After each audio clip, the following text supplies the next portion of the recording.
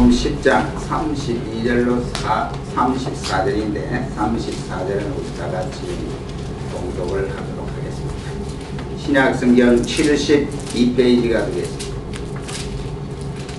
신약성경 72페이지 32절로 34절입니다.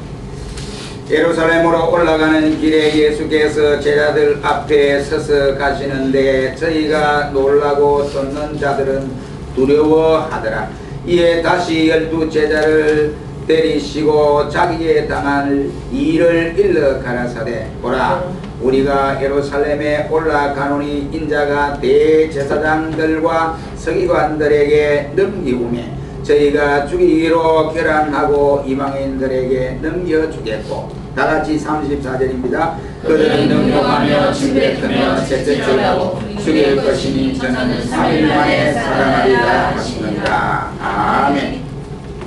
찬양 대 찬양으로 영광을 돌리겠습니다.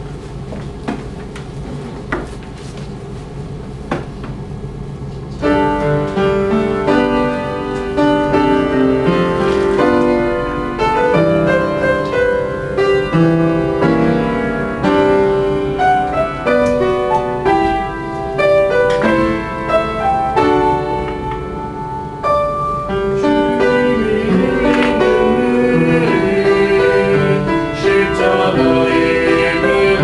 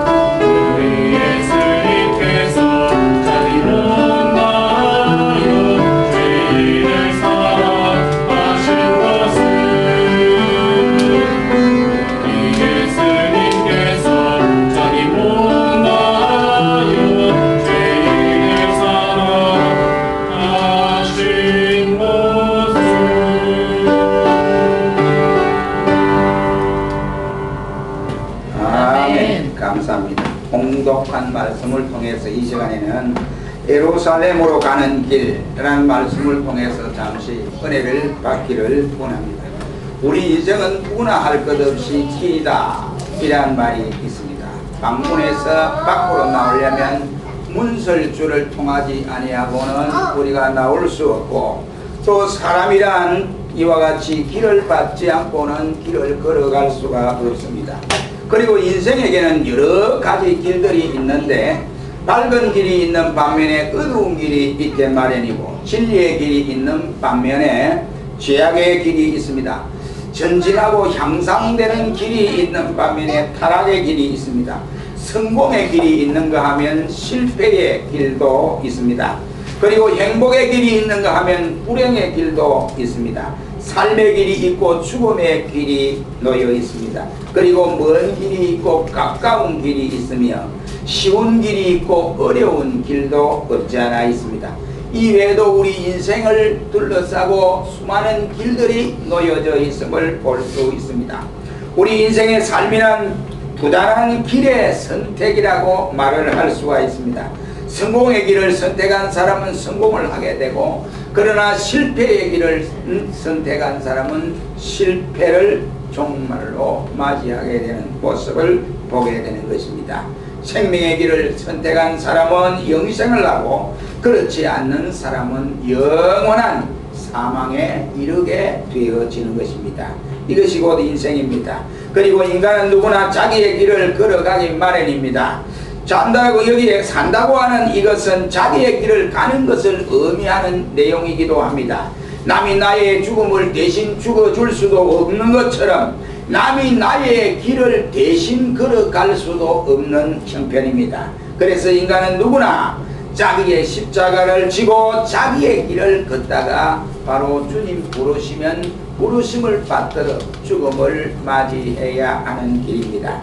오늘 봉독한 본문 말씀에 보면 예수님께서 제자들에게 자기의 길을 가는 것을 말씀하면서 예루살렘으로 간다 라고 말씀을 하시고 있습니다. 예루살렘으로 올라가는 길, 예루살렘으로 가는 길이다 말이에요. 그래서 예루살렘에 가서 제사장과 많은 간음들에게 고통을 받을 것이고 신문을 받을 것이고, 그래서 십자가를 지고 가야 한 길이라고 제자들에게 알려줬습니다. 그때에 베드로는 말하기를, 마태복음 16장 22절 말씀에서 예수님을 붙들고 간하여 가로되 주여 그리 마옵소서, 이 일이 결코 주에게 미치지 아니하리라 하고 예수님 가는 길을 부지런히 이와 같이 막으려고 했지만, 그런데도 예수님은 자기의 가야 할 길을 가게 되는 모습을 볼 수가 있게 됩니다. 우리 성경은 그 길을 예루살렘으로 가는 길이라고 오늘 본문은 말씀을 해주고 있습니다. 주님이 선택하신 예루살렘으로 가는 길은 어떤 길인가? 오늘 이 시간에 고난절을 통해서 이 주일에 이 말씀으로 잠시 은혜를 받기를 원합니다. 첫째는 예루살렘으로 가는 이 길은 올라가는 길이다. 지형적으로 지금 올라가는 길입니다. 오늘 본문에 보면 32절과 33절에 예루살렘으로 올라가는 길이라고 했고, 33절에는 예수님은 보라 우리가 예루살렘으로 올라가노니 라고 말씀을 하시고 있습니다. 올라간다, 이 말은 영적인 의미로 볼 때 신앙의 길이요 축복의 길이라고 할 수 있습니다. 하나님께서 아브라함과 말씀을 맡기시고 그를 떠나 올라가셨더라 하고 창세기 17장 22절에 말씀을 하고, 요한복음 3장 13절에는 인자 외에는 하늘로 올라간 자가 없다 라고 올라갔다 이 말을 표현했습니다. 그리고 출애굽기 19장 3절 말씀에 모세도 하나님 앞에 올라갔다는 말을 썼습니다. 그리고 사무엘상 1장 7절 말씀에도 한나도 여호와의 집으로 올라갔다 라는 표현을 썼습니다. 그리고 이사야 37장 14절 말씀에는 히스기야도 기도하기 위해서 여호와의 전에 올라갔다 라고 했습니다. 여기 올라갔던 길은 힘이 들고 고단한 길이라고 할 수가 있습니다. 그러나 이 길은 믿음의 길이요 안전한 길이요 이 길은 곧 축복의 길이라 이라는 말이 되겠습니다. 그러나 내려가는 길은 올라가는 것보다 쉽지요. 대단히 쉽습니다. 그러나 이 길은 위태로운 길이요, 이 길은 바로 하나님과 멀어지는 길이요, 교회와 멀어지는 길이요, 이 길은 곧 불신앙의 길이요, 타락의 길이다 라고 할 수 있습니다. 믿음의 조상 아브라함도 애굽으로 내려갔다가 큰 실패를 맛보았음을 창세기 12장 10절 이하에서 볼 수 있습니다. 우리가 잘 아는 나오미, 이 여인도 베들레헴에서 모압으로 내려갔다가 결국은 남편 죽고 두 아들이 죽는 비극을 이와 같이 맞이했습니다. 한마디로 모압으로 갔다가 내려갔다가 큰 불행을 당했다 이란 말입니다. 그리고 어떤 사람은 예루살렘에서 여리고로 내려가다가 강도를 만나서 그간 죽게 되었다 라고 말씀을 하고 있습니다. 능력의 사람 삼손이 무력한 사람이 되고 만 것도 그 원인은 그가 내려갔기 때문이다 이런 말입니다. 그는 딥나로 내려갔습니다. 그리고 환란의 도시 가사로 내려갔다 라고 했습니다. 딥나와 가사라고 하는 이곳은 블레셋 땅인데 죄악의 도시입니다. 나실인으로서 성별된 삼손은 그곳에 가지 말아야 할 곳인데도 불구하고 꾸역꾸역 그곳에 내려가게 되었다 이겁니다. 그는 도탄에 빠진 이스라엘 백성을 구원하기 위해서 하나님이 세워주신 이스라엘의 사사로 그가 이 세상에 태어나게 했습니다. 그래서 밭을 매는 마노아에게 내가 아들을 주겠다 라고 말씀을 하시고 그가 나실인이다 라고 명명해 주었습니다. 그러나 불행하게도 삼손은 딥나로 내려가고 그리고 그는 가사로 내려가고 있었습니다. 사랑하는 성도 여러분, 이 삼손의 신앙의 타락을 이것은 의미하고 있습니다. 그는 사사로서의 사명을 망각해버리며 또 나실인으로서의 올바른 자신이 가는 길이 아니다 이 말이에요. 그리 나실인으로서의 처신을 할 수 없었던 사람입니다. 그는 블레셋은 이스라엘이 원수입니다. 그 땅은 죄악의 땅이요 우상의 땅이라고 할 수 있습니다. 선민 이스라엘이 절대로 가서는 아니 될 길이란 말입니다. 더구나 나실인이 갈 곳은 더욱 아닌 것입니다. 여러분, 세상을 바라보지 마세요. 세상 소리에 귀를 기울이지 마세요. 세상을 두리번거리면 꼭 신앙의 실패자가 되어져 버리고 맙니다. 그러니 우리는 내려가면 범죄하게 됩니다. 왜냐? 바로 세상은 신앙의 공동묘지이기 때문에 그렇습니다. 사단이 득실거리는 장소입니다. 그래서 이사야 31장 1절에 이사야는 도움을 구하러 애굽으로 내려가는 자는 화가 있다 라고 말씀을 하고 있습니다. 사도 바울은 말하기를 고린도후서 6장 17절에 너희는 저희 중에서 나와서 따로 있고 부정한 것을 만지지 말라고 했습니다. 그런데 우리는 어떻게 해야 되느냐? 내려가서 안 되고 올라가야 합니다. 독수리처럼 믿음과 날개를 펴고 높이 날아 올라가야 합니다. 사도 바울은 골로새 3장 2절 말씀에서 말하기를 위의 것을 찾아라, 땅의 것을 생각지 말고 위의 것을 생각하라고 말씀을 합니다.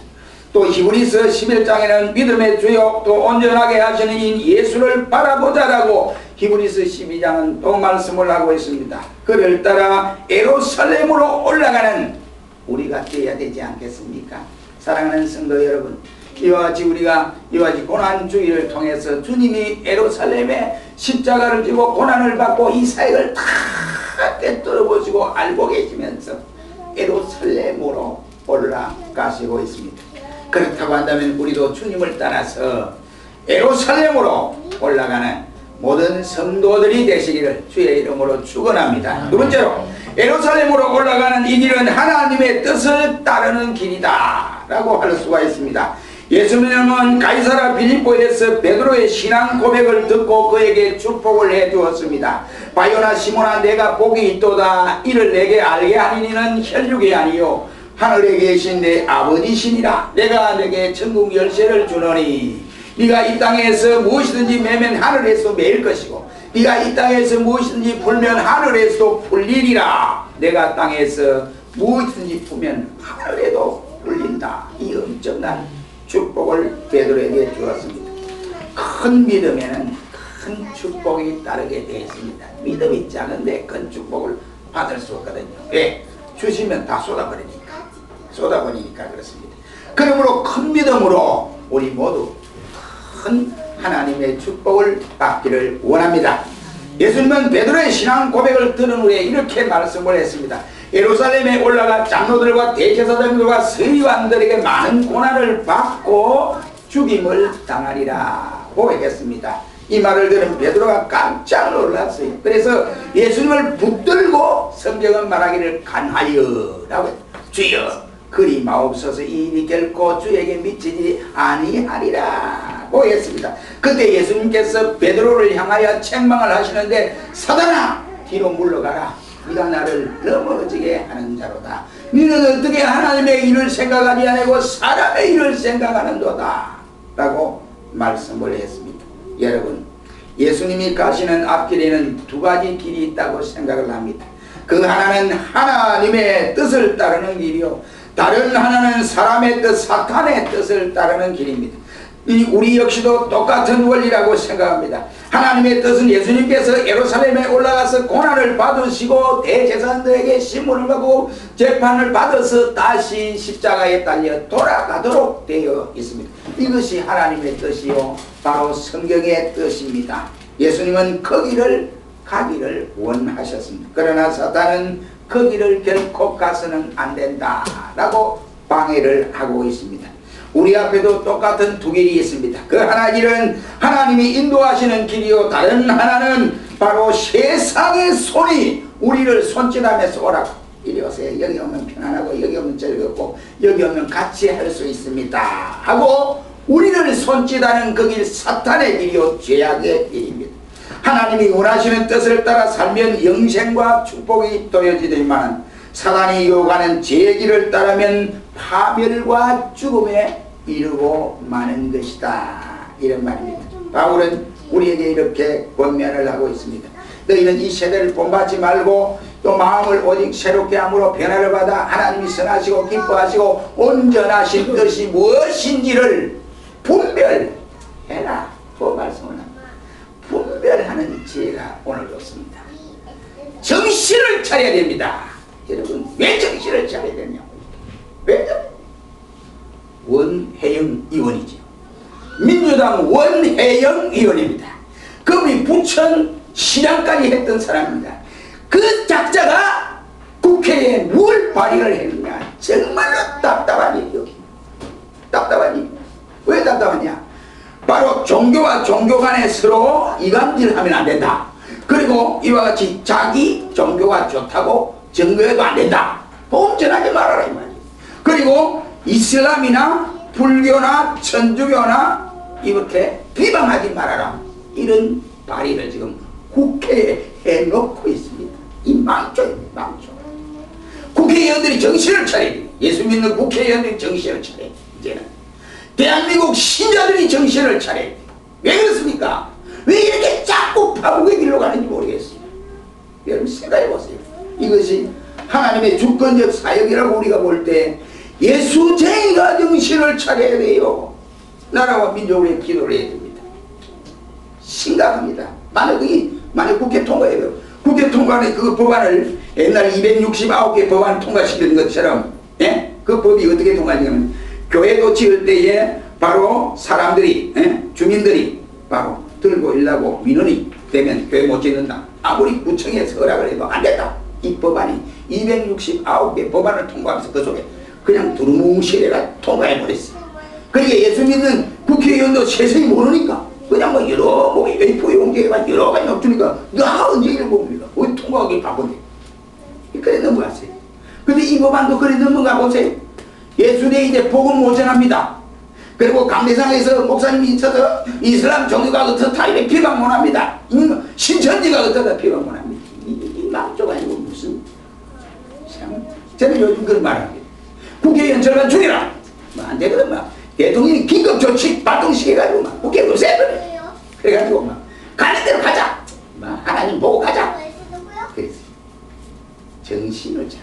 우리 신자가 정신을 차려. 설교 시간에 이런 말을 잘 안 하려고 했는데 속이 터져요. 속이 터져요. 여러분 보세요. 그거 발휘해 보세요. 전도 못합니다. 그런데 이렇게 이렇게 깨달을 수 있는 지혜가 우리에게 마지막 이 시대에 필요하다고요. 그런데 이게 뭐 분별이 안 돼. 분별이 안 돼. 어떻게 하나님의 뜻을 그러면 알 수가 있습니까? 세 가지로 알 수 있습니다.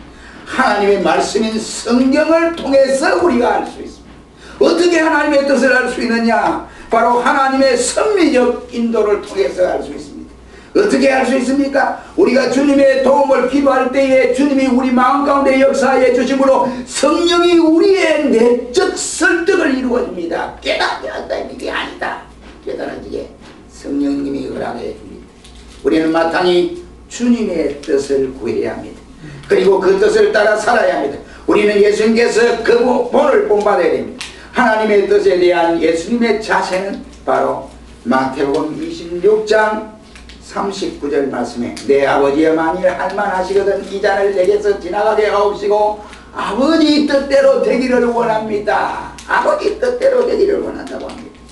영국의 청교도 신학자 백스터 목사는 그는 자기 좌우명을 이렇게 정하고 있습니다. 무엇이든지 예수님 뜻대로, 무엇이든지 바로 예수님 원하는 대로, 어느 때든지 바로 예수님 뜻대로, 어디든지 예수님 뜻대로 이렇게 정했습니다. 얼마나 좋은 표입니까? 예수님처럼 하나님의 뜻을 따라 움직이는 우리 모두가 되시기를 주의 이름으로 축원합니다. 세 번째로 오늘 본문 33절로 34절에 예루살렘으로 가는 길은 어떤 길이냐? 고난의 길이다. 이런 말이요. 누가 세상에 고난을 받기를 즐겨하는 사람이 어디 있겠습니까? 그러나 우리 주님은 33절로 34절 말씀에 자신이 이 땅에 오신 목적이 분명하거든요. 죄인을 위해서 구원하기 위해서 구원주로 메시아로 오셨습니다. 주님이 만약 예루살렘에 가서 이러한 고통을 받지 않는다고 한다면 우리 인류의 구원은 끝이 나고 마는 것입니다. 마태복음 16장 21절에 예루살렘에 올라가 장로들과 대제사장들과 서기관들에게 많은 고난을 받고 죽임을 당하고 라고 말씀을 하고 있습니다. 이사야 선지자는 주님이 오시기 전에 약 750년 전에 이와 같이 예언을 한 사람입니다. 그는 이사야 53장 말씀에서 주님의 고난에 대해서 세세히 증거를 하고 있습니다. 구주 예수께서 세상에 당하신 고난은 너무나 큽니다. 그는 거절을 당했습니다. 그는 이와 같이 조롱을 당했습니다. 끊임없이 위협을 당했습니다. 예수님은 자신이 말하기를 나는 머리 둘 것이 없다 라고 표현을 하고 있습니다. 그리고 모든 사람에게 버림을 당했습니다. 그는 7번이나 부당하게 재판을 받았습니다. 끌려왔다가 재판하고 또 앞으로 다 이렇게 7번이나 빌라도에게 재판을 받았습니다. 그는 거짓 증언으로 고발을 당했습니다. 그는 큰 고난을 당했습니다. 매를 맞고 눈을 가리워지기도 했고 침을 뱉기도 했고 볼을 때리기도 했습니다. 볼을 맞았습니다. 채찍질을 당하고 두들겨 맞기도 했습니다. 가시 면류관을 씌웠습니다. 그러다가 결국은 십자가에 못 박혀 돌아가셨습니다. 사랑하는 성도 여러분, 예수님께서 이 고난의 길을 가신 것은 결국 자신의 죄 때문이 아닙니다. 또 뭐 때문에 그랬냐? 저와 여러분의 죄를 사해 주시기 위해서 그 길을 가셔야 했습니다. 그런 이제 구주 예수님의 은혜를 우리가 감사하시기를 축원합니다. 뿐만 아닙니다. 우리도 주와 함께 고난의 길을 가는 것을 두려워 말아야 한다. 이런 말이에요. 베드로는 말하기를 오직 너희가 그리스도의 고난에 참여한 것으로 즐거워하라. 그는 그의 영광을 나타내실 때에 너희로 즐거워하고 기쁘게 하려 함이라. 너희가 그리스도의 이름으로 욕을 받으면 복이 있는 자로다. 영광의 영, 곧 하나님의 영이 너희 위에 계심이니라 했습니다. 이 베드로전서의 말씀인데 이 베드로가 이렇게 변화를 받은 사람입니다. 예수님 십자가에서 고난을 받으니까 절대로 그래서는 안 됩니다. 이런 사람이 완전히 변화, 성령의 능력을 힘입고 체험하고 이렇게 변화를 받았습니다. 그리스도의 고난에 우리가 이 주간 동참할 수 있기를 주의 이름으로 축원합니다. 마지막으로 예루살렘으로 올라가는 이 길은 십자가의 길입니다. 십자가의 길은 죽음의 길이라고 할 수가 있습니다. 십자가는 원래 이 원시 시대에 이와 같이 사람을 죽이는 방법으로 사용했는데 이 로마 정부가 이것을 받아들여서 반역자나 살인 강도 등 극악한 죄인을 이와 같이 죽이는 일로 이와 같이 저들이 받아들여서 그렇게 시행했습니다. 십자가에 처형될 죄인은 자기가 져야 할 십자가를 짊어지고 그 십자가 사형장까지 운반하는 이런 법이 있습니다. 그래서 예수님 역시도 이와 같이 다른 거와 예외가 될 수 없고, 이와 같이 예수님도 자기가 지고 갈 십자가를 지고 자기가 그 십자가에서 달려 돌아가시도록 되어 있습니다. 그런데 예수님이 지치고 고나해서 밤새 시몬을 받으시고 아무것도 먹지 않는 상태에서, 그래서 예수님이 가다가 쓰러지니까 할 수 없어서 로마 군병들이 구레네 시몬에게 대신 십자가를 지고 올라가도록 했습니다. 여러분, 결국 구레네 시몬에 의해서 옮겨진 십자가에 예수님은 못 박히게 되었습니다. 사람을 십자가에 처형할 때는 일단 십자가를 땅에다가 이렇게 내려놓습니다. 그래 내려놓고 그 위에다 사람을 누이놓고 양손 못을 박고 발에다가 못을 박고 이렇게 세웁니다. 세우는데 그 몸무게가 있기 때문에 자칫 잘못하면 이 못 자국에서 이렇게 찢어져서 막 피가 막 빼잖아요. 그 생각하면 해보세요. 상상을 해보세요. 얼마나 아프겠느냐. 그뿐이 아닙니다. 그 팔리스틴 지방이 얼마나 덥습니까? 그 태양열에 쪄 있는 거예요. 그 고통스러워요. 그러다가 한꺼번에 죽는 것이 아니고 시름시름 죽이는 이 고통을 겪게 되는 것입니다. 그런데 그렇게 되면 근육에 경련이 일어나고 그 다음에 호흡이 곤란해지고 현기증과 갈증이 나서 바로 직사광선 햇빛에 의해서 고통을 조금씩 당하면서 죽어간다 라고 했습니다. 예수님은 이 십자가를 지기 위해서 뻔히 알면서도 예루살렘으로 올라가신 것입니다. 그 길만이 인류 대속의 길이기 때문에 그렇습니다. 인자에 온 것은 섬김을 받으려 함이 아니라 도리어 섬기려 하고 많은 사람의 대속물로 주려 함이라고 말씀을 하고 있습니다. 그는 십자가상에서 인류 대속의 제물이 되셨던 것입니다. 사랑하는 성도 여러분, 이 사랑의 주님에 항상 우리는 감사하며 살아갑시다.